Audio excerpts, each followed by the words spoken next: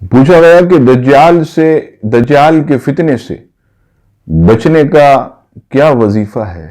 جواب سماعت فرمائیے، نبی پاک علیہ الصلوۃ والسلام نے کئی مقامات پر دجال کے فتنے سے بچنے کے ہمیں جو ہیں وہ عمل بتائے ہیں، اور آپ علیہ السلام خود بھی یہ دعا مانگا کرتے تھے کہ رب کریم مجھے دجال کے فتنے سے محفوظ فرما۔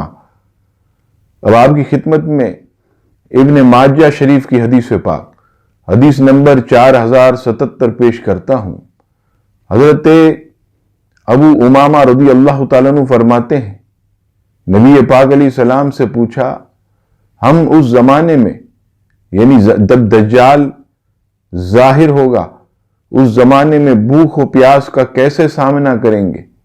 تو آپ علیہ السلام نے فرمایا کہ تسبیح سبحان اللہ، تحمید الحمدللہ، تکبیر اللہ اکبر، یہ پڑھنا تمہاری بھوک اور پیاس مٹ جائے گی اور تم دجال کی محتاجی سے بچ جاؤ گے۔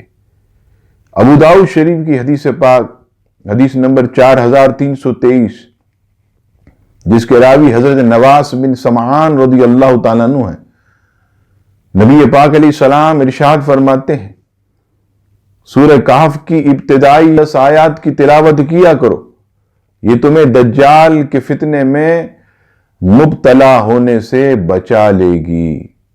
عزیزان گرامی، یہ نبی پاک علیہ السلام نے دجال کے فتنے سے بچنے کے جو طریقے بتائے، ان میں سے 2 آپ کی خدمت میں نے پیش کیے، ضرور عمل کیجئے گا۔